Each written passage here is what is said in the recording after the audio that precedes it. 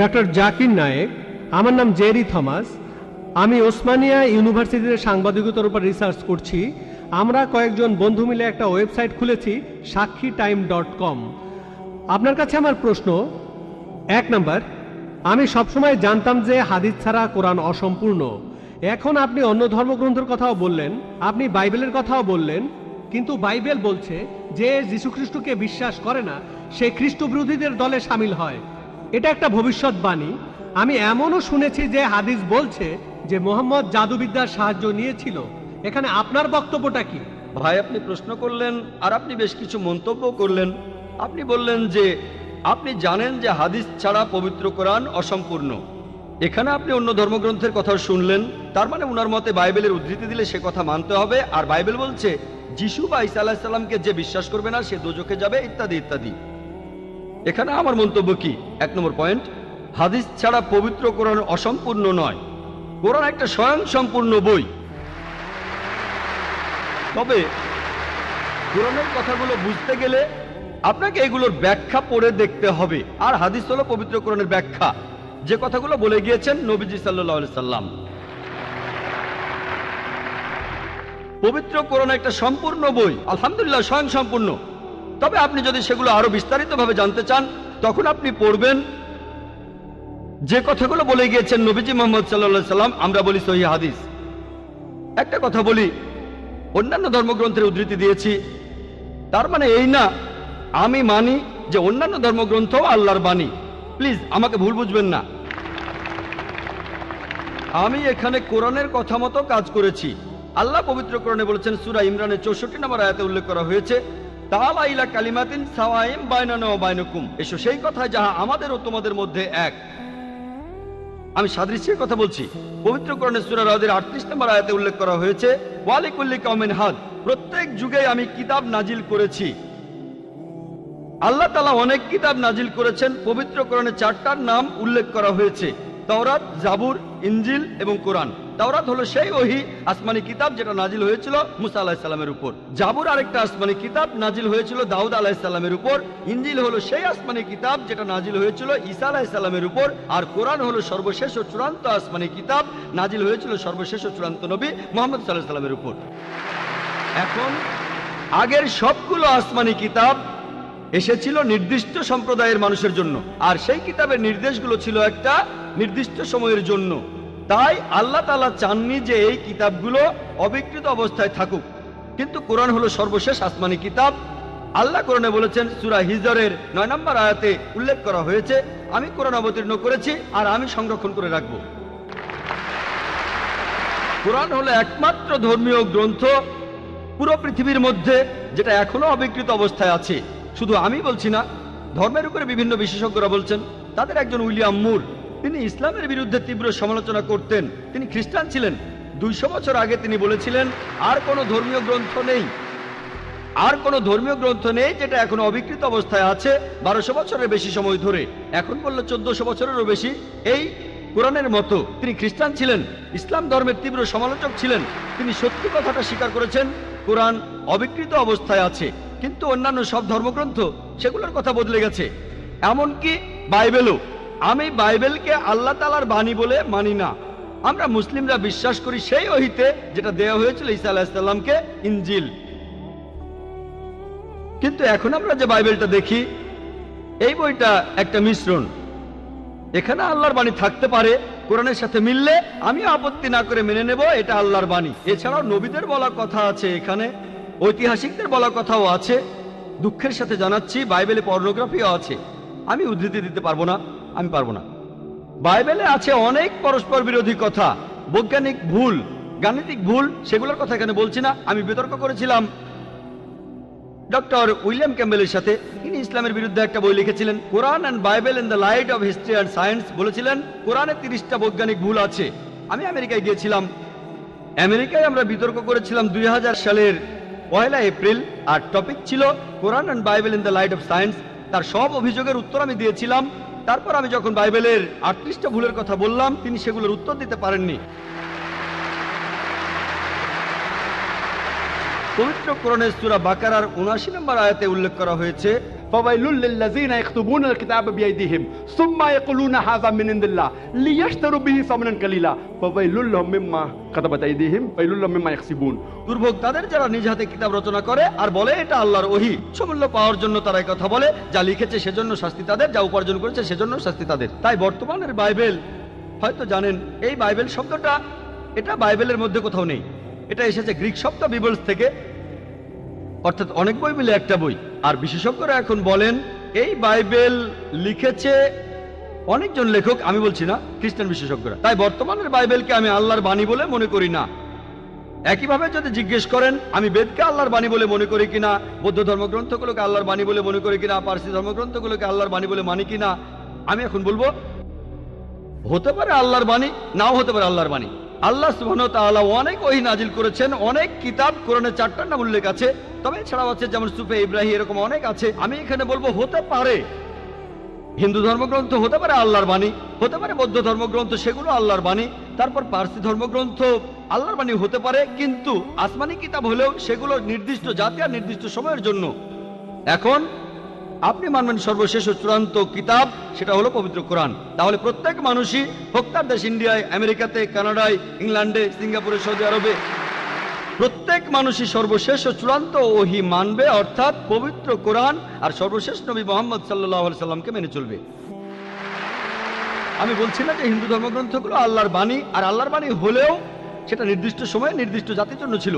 হিন্দু বিশেষজ্ঞরাও বলেন তাদের ধর্মগ্রন্থ পরিবর্তন হয়েছে, বৌদ্ধ বিশেষজ্ঞরাও বলেন তাদের ধর্মগ্রন্থ পরিবর্তন করা হয়েছে। প্রত্যেক ধর্মের বিশেষজ্ঞরাই, শুধু ইসলাম বাদে সবাই বলে যে তাদের ধর্মগ্রন্থে পরবর্তীতে কথা বদলানো হয়েছে, পরিবর্তন করা হয়েছে। তবে আমি যদি এখানে তর্কের খাতিরে মেনেও নেই এটা আল্লাহ তাআলার বাণী, যদি এমনটা হয় আর সেই ধর্মের অনুসারীরা তারা মানে এটা আল্লাহ তাআলার বাণী, তাহলে সেই ধর্মগ্রন্থ তাদের অক্ষরে অক্ষরে মানা উচিত। বৌদ্ধরা যদি মানে তাদের ধর্মগ্রন্থ আল্লাহ তাআলার বাণী, হিন্দুরা যদি মানে তাদের ধর্মগ্রন্থ আল্লাহ তাআলার বাণী, খ্রিস্টানরা যদি মানে তাদের ধর্মগ্রন্থ আল্লাহ তাআলার বাণী, তাহলে আপনাদের ধর্মগ্রন্থেই বলা হয়েছে আপনাদের মেনে চলতে হবে সর্বশেষ নবীর কথা, মুহাম্মদ সাল্লাল্লাহু আলাইহি সাল্লামের কথা।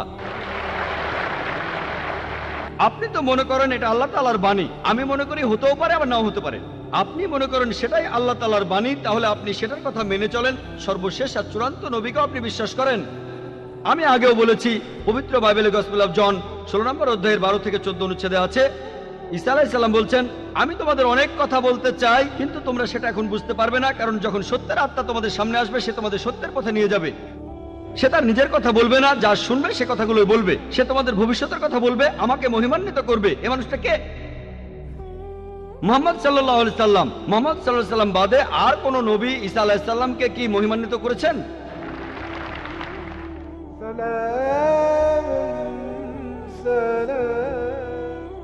He faces.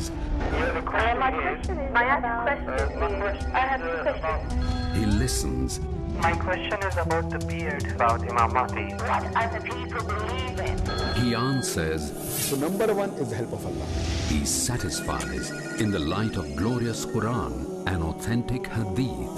If Allah helps you, believe me, you have to get success. Catch Dr. Zakir.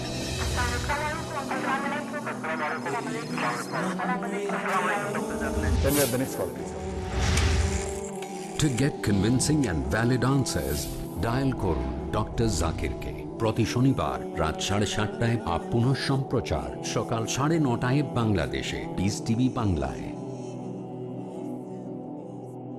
কোরআনের আলো। আল্লাহ সুবহানাহু ওয়া তাআলা ইরশাদ করেছেন কোরআনে কারীমে, তোমাদের জন্য তোমাদের মধ্যে থেকে আল্লাহ রাব্বুল আলামিন জোড়া সৃষ্টি করেছেন। সুন্নাতের বার্তা। তোমরা নারীকে সব সময় ভালো উপদেশ প্রদান করো, এটাই হচ্ছে বিধান।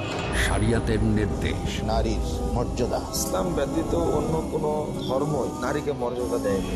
মুজাফফর বিন মুহসিন, আব্দুর রাজ্জাক বিন ইউসুফ, ডক্টর হাফেজ ABM হাসবুল্লাহ, আহমদুল্লাহ বিন মুহাম্মদ দেলবর হোসেন, জাহাঙ্গীর আলম। আল কুরআন যা নারী পুরুষের জন্য অনুসরণীয়, নারীদের জন্য নারীদের কর্মক্ষেত্র চিহ্নিত করা আছে। মানবতার অস্তিত্বের জন্য নারী এবং পুরুষ উভয়ের প্রয়োজন। তোমাদের মাঝে আল্লাহ রাব্বুল আলামিন প্রেমময় এবং দয়া সৃষ্টি করে দিয়েছে। জানুন কেন মুমিন প্রত্যেক কাজে আল্লাহর ইচ্ছাকে মান দিয়ে চলেন। আলেমদের সংসর্গে পরবর্তী অনুষ্ঠান পিস টিভি বাংলায়।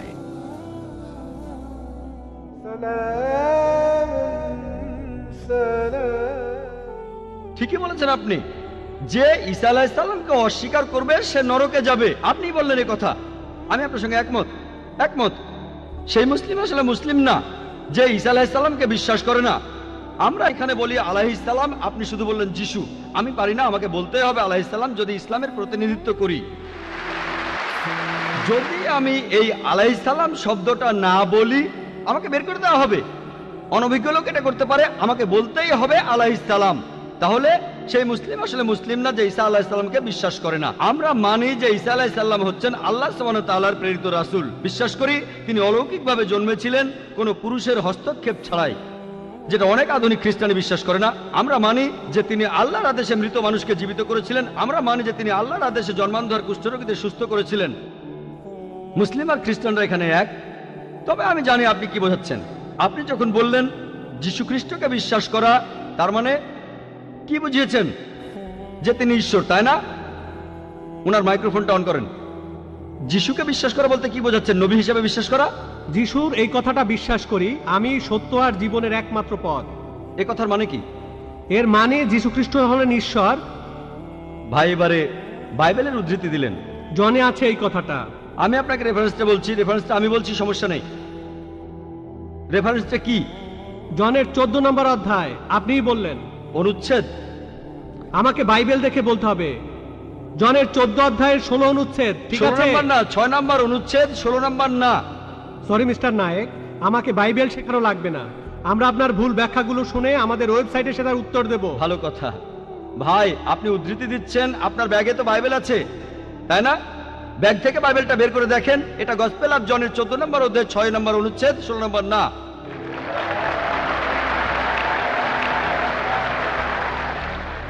আর আপনি বললেন ঈসা মসীহ আলাইহিস সালাম, তিনি বলেছেন যে তিনি ছিলেন ঈশ্বর।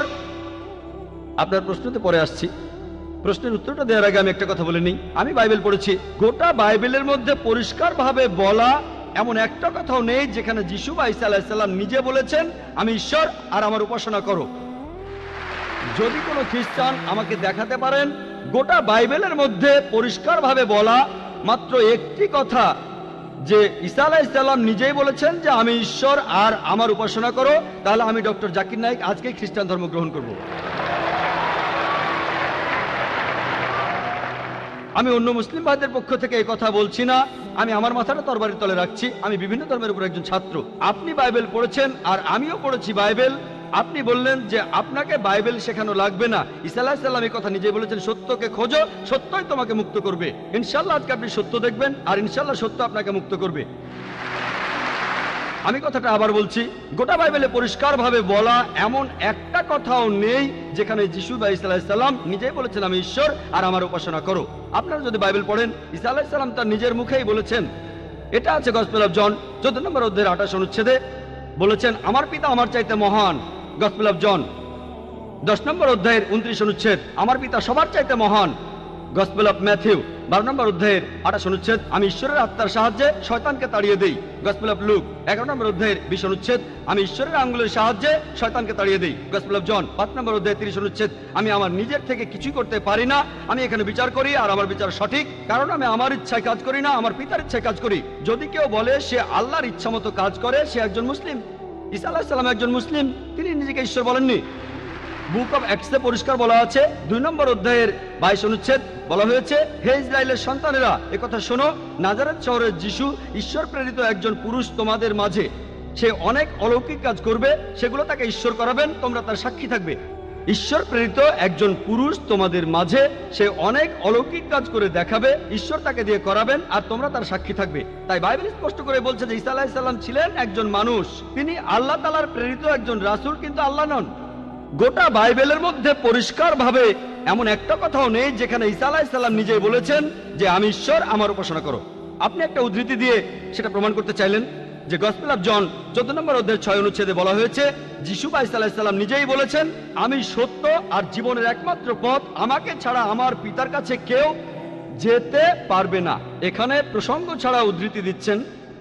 লোকজন পবিত্র কোরআনের আয়াত নিয়ে প্রসঙ্গ ছাড়া উদ্ধৃতি দেয় দুর্নাম করতে। একইভাবে খ্রিস্টান মিশনারিরা বাইবেলের প্রসঙ্গ ছাড়া উদ্ধৃতি দেয়।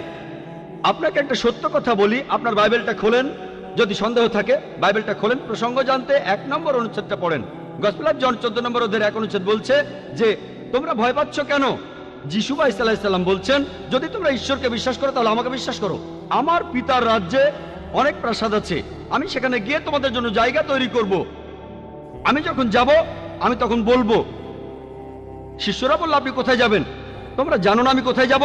তারা বলল না। তখন শিষ্যরা বলল যে আমাদের পথ দেখান, আপনি যেখানে যাবেন। তখন যিশু আলাইহিস সালাম বললেন, আমি সত্য আর জীবনের একমাত্র পথ।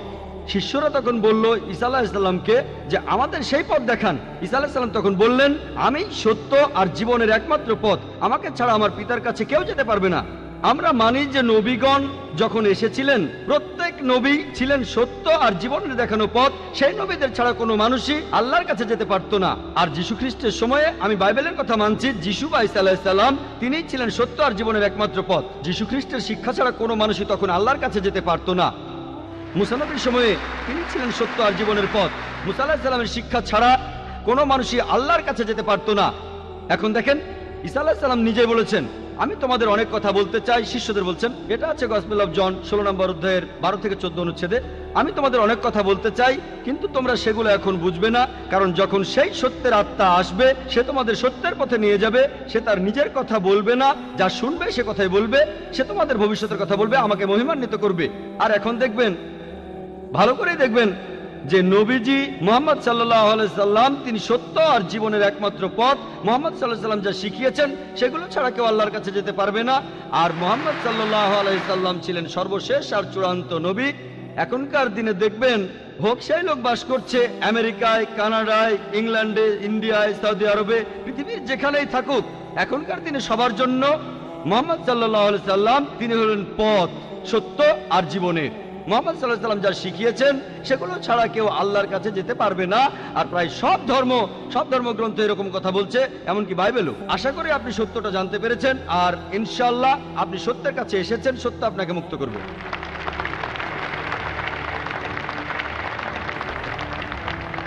এবারের প্রশ্ন মহিলাদের মধ্য থেকে। কোনো অমুসলিম বোন প্রশ্ন করতে চাইলে তিনি মাইকের সামনে এসে প্রশ্ন করতে পারেন। গুড ইভিনিং স্যার, আমি পেশায় একজন শিক্ষিকা। এছাড়াও আমি ইসলাম ও অন্যান্য ধর্ম নিয়ে রিসার্চ করি। আপনার নামটা কি জানতে পারি? আমি নীলিমা। আপনার লেকচারের জন্য অসংখ্য ধন্যবাদ। তবে আমি কিছু ব্যাপারে একটু জানতে চাই। যেমন আপনি ভবিষ্যৎ পুরাণের কথা বললেন, 3য় খণ্ডের 3য় অধ্যায় 5 থেকে 8 নম্বর শ্লোক। আমি আপনাকে আরেকটা ব্যাপার জানিয়ে রাখি যে হয়তো আপনিও এটা জানেন। ধরেন ঈশ্বর যে নবীকে পৃথিবীতে পাঠান, সেই নবী তার উদ্দেশ্যে বলা ভবিষ্যৎবাণীগুলো পূরণ করবেন। যদি সেই নবী অর্ধেক বা তার কম ভবিষ্যৎবাণী পূরণ করেন, তাহলে তাকে নবী বলা যাবে না। এটা একটা সাধারণ যুক্তির ব্যাপার। এবারে ভবিষ্য পুরাণার কথা বলি। আপনি সেই ম্লেচ্ছ নেতার কথা বললেন, আর বললেন তিনি নবী মুহাম্মদ ছাড়া আর কেউ নন। আচ্ছা, আমি আপনার কথার প্রথম অংশটা মেনে নিচ্ছি, কিন্তু পরের অংশটা আপনি ব্যাখ্যা করে বলেননি। এখন আপনাকে বলি, ম্লেচ্ছ একটা সংস্কৃত শব্দ, আর সংস্কৃত ডিকশনারি অনুযায়ী ম্লেচ্ছ শব্দটার অর্থ অনার্য অথবা পাপী অথবা খারাপ লোক। ম্লেচ্ছ শব্দটার এই 3টা অর্থ হয়। তাহলে কি বলা যায় মুহাম্মদ ছিল পাপী অথবা খারাপ লোক? আরেকটা ব্যাপার হলো, এই ভবিষ্যৎবাণীর দ্বিতীয় শর্তটা, সেটা হলো তিনি একটা মরুস্থলে জন্মাবেন। মরুস্থল এর অর্থ মৃতদের স্থান, কারণ মরু শব্দটা এসেছে সংস্কৃত মৃ থেকে, যার অর্থ মৃত্যু। তাই এখানে অবশ্যই আরবের মরুভূমির কথা বলা হচ্ছে না, কারণ সেটা ছিল অনুর্বর ভূমি আর যুদ্ধক্ষেত্র। এরপরে আমি 3 নম্বর পয়েন্টে আসছি। এই ভবিষ্যৎবাণীতে বলা হয়েছে যে এই ম্লেচ্ছ নেতা তিনি গোসল করেন পঞ্চগাভিয়া আর গঙ্গা নদীতে। আর এটা আমরা সবাই জানি যে গঙ্গা নদী, এই নদীটা আরবে নয়, গঙ্গা নদী রয়েছে ইন্ডিয়ায়। এটা পৃথিবীর সবাই জানে। এবার পঞ্চগাভিয়ায় গোসল করা সম্পর্কে বলি। পঞ্চগাভিয়া মানে গরু থেকে উৎপন্ন 5টা উপাদান। এই উপাদানগুলো হলো দুধ, দই, ঘি, প্রস্রাব, গোবর। এখন ভবিষ্যৎবাণীটাকে সত্যি হতে গেলে এই কথাটাও তাহলে সত্যি হতে হবে।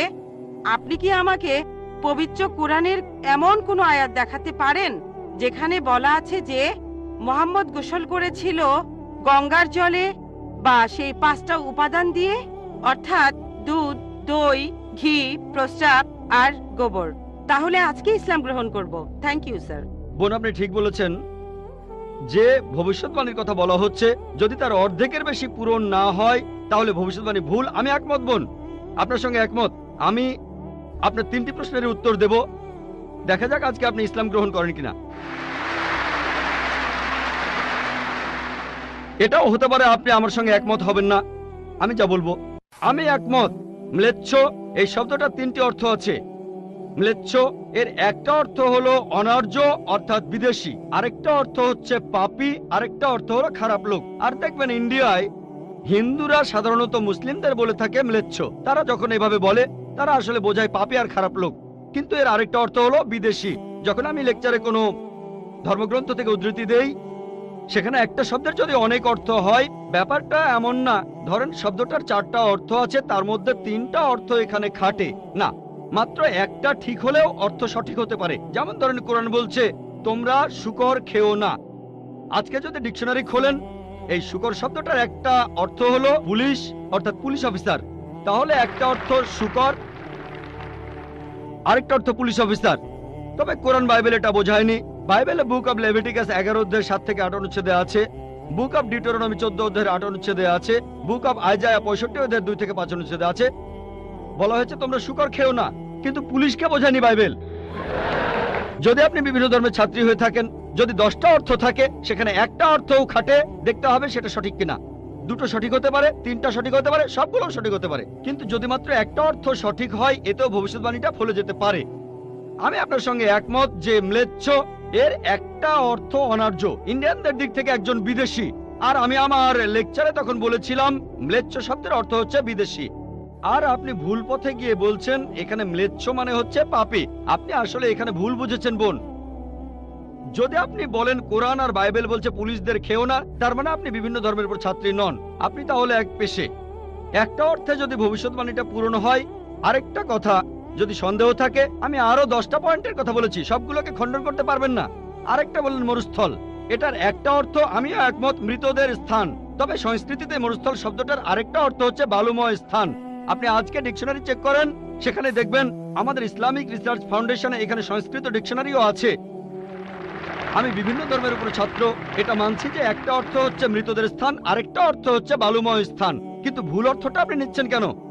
তাহলে তো আপনি ভুল পথে চলে যাবেন। যদি পারমুটেশন আর কম্বিনেশন গুলো দেখেন, অন্য যে পয়েন্টগুলো বলেছি সেগুলো পুরোপুরি সঠিক। এখানে আপনাকে সঠিক উত্তরটা বেছে নিতে হবে। তাহলে মরুস্থল শব্দটার একটা অর্থ হলো বালুময় স্থান বা মরুভূমি। আপনার তৃতীয় প্রশ্নতে আসি, আপনি ইসলাম গ্রহণ করবেন ইনশাআল্লাহ?